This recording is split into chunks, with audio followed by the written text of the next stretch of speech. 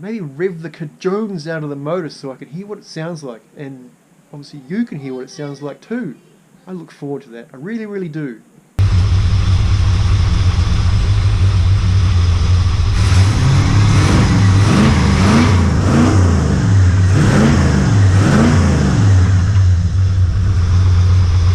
Missile in the Trees Ford Falcon 351 Krusty Wagon Project.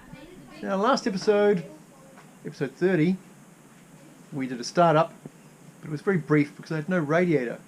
Fortunately today, after 2 weeks, my radiator is available for me to reinstall and for the first time get this thing properly heat cycled and see what leaks out. If you'd look back to my past episodes when I did the walk around video where I backed the car out of the garage for the first time under its own steam, a lot of fluids leaked out of it. There was power steering fluid, fuel was leaking out of it, and the radiator sprung a leak once the engine got to temperature. So I had to get the radiator fixed, last thing out of all of these things, because I had to go away to a radiator shop. Now, they initially said, we'll need it for 4 days and it should be ready by the end of the week and we'll give you a call. Well, I waited to the end of the week and I rang them and said, how's my radiator going? And the guy said, what radiator? And I said, I dropped the Falcon radiator in at the start of the week. And he's looking around in his inventory and he goes, we don't have a Falcon radiator here, sorry. And then when I started to get a bit alarmed, he said, wait a minute, maybe we sent it to the other shop so they could repair it. So I waited on hold and then they got back to me and said, oh, it's at the other shop, he's just starting it today. And I thought, well, I'm not going to put that radiator back in my car this weekend. So I waited patiently for another week so they could fix my radiator and return it to me. And it's finally here. It's finally here after 2 weeks worth of patiently waiting. Picked it up yesterday. As you can see from behind me, here it is, ready to go back in. Pressure tested, repaired. New radiator cap, so hooray! And also if you look down here, I've got a AU twin thermal fan set up to put in my car as well, because when I bought this car way back when in September last year, when I looked at the car initially I saw the regular 7-blade steel fan on the floor next to the engine where it had been discarded while the pulleys were being plundered off the motor, and I thought to myself, I should probably grab that when I'm here next. But getting the car onto the trailer was such a palaver, and all of that went down, took about an hour to get the car on the trailer and everything else loaded up. I was just ready to crack on and get out of there. So I didn't grab the 7-blade fan when I wish I should have, because I have the shroud but no fan. So I decided I would go twin thermal fan conversion because it's easy enough to do. I've done it in my sedan already, and I'm sure I have a mechanical thermal regulator around here somewhere for me to plumb into this car. So that's what we're going to do in this episode. Radiator in, thermal fan conversion set up, heat cycle the car, get it up to temperature, see what leaks out of it, maybe rev the cajones out of the motor so I can hear what it sounds like, and obviously you can hear what it sounds like too. I look forward to that. I really, really do. Before I go installing my radiator, maybe I should spruce up my radiator support panel a little bit. I mean, it is kind of crusty and gross like the rest of the car. I did say to myself that I should do something about that, but the car's assembled and I'd really like to crack on and get it back together again so I can run it. But what I think I'll do is I'll quickly throw down some stuff to cover everything else up, and I'll just blast this with rust inhibitor and that'll do.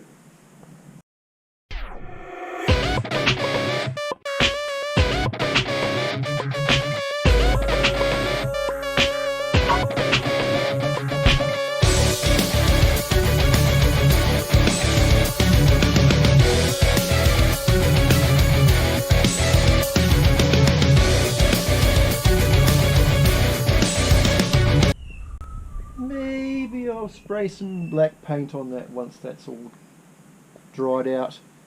For the time being, I think I will give this crusty fan setup a bit of a clean because it's been sitting in some dude's shed for quite some time. Might even be a good idea to test it and see if it actually works. So I'll get onto that. Let's just make sure this thing actually works before I go to the effort of plumbing it into the car.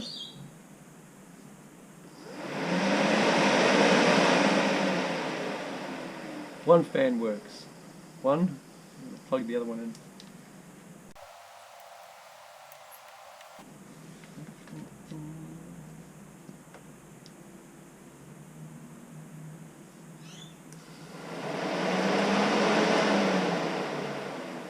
Two fans work.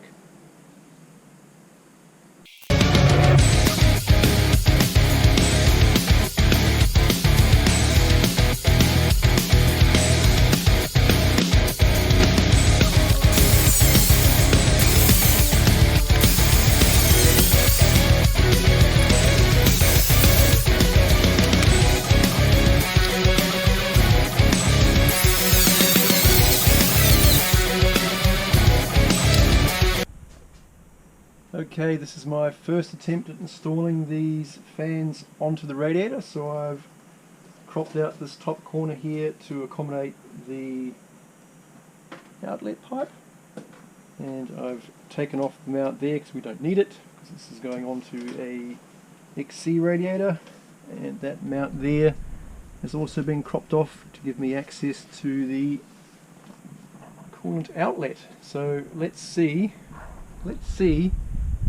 if my first attempt works.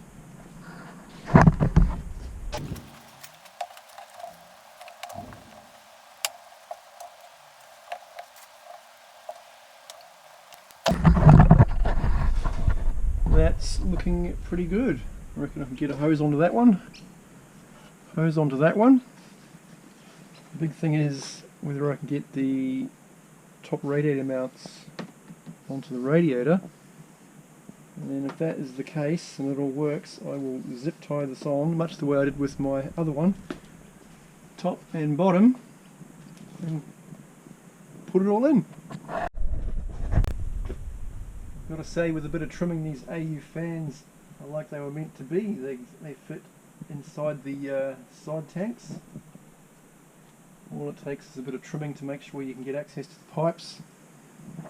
You can actually bolt this straight to the top radiator flange or top radiator plate.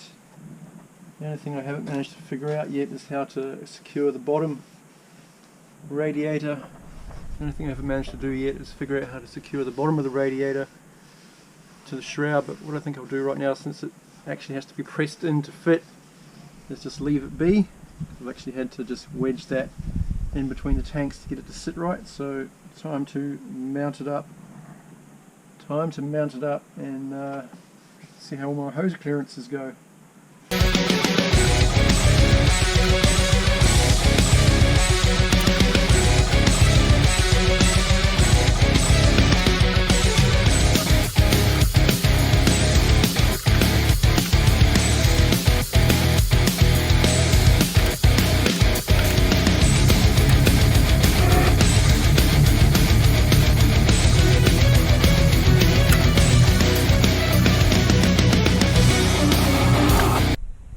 Say that's looking pretty damn good.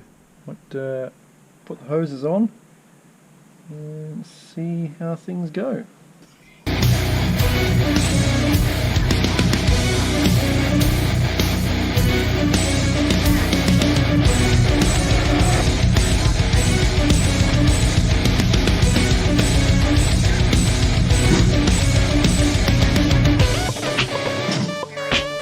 Time to start this car up and get some coolant into it, maybe even some power steering fluid, and see how it all goes. I don't have the fans hooked up because I don't have enough terminals to do that job today, but we'll just fire it up and we'll get it warmed up and we'll see how everything works out. I've got my laser thermometer, so I will monitor the situation.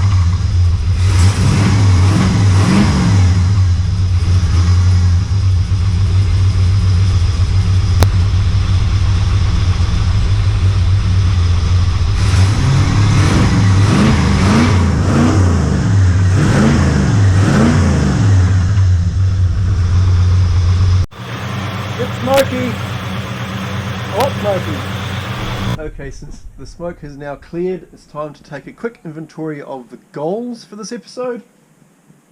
Now, thermal fans are in, radiator is in. I have attempted to rev the cajones out of the motor, but that just succeeded in filling my yard full of smoke, because I suspect the engine has been sitting for quite some time and it's going to take a bit of effort to clear its lungs out. And I'm not really sure about the carburetor tuning on this car either, because I did pull this carburetor off my other car and then replace it with an entirely new carburetor to start with a clean slate. So that might need some adjusting as well. But no fluids are leaking out of it, and that was a pretty important goal for me. So no fuel leaking out of it, no power steering fluid leaking out of it, and no radiator coolant leaking either. So hooray!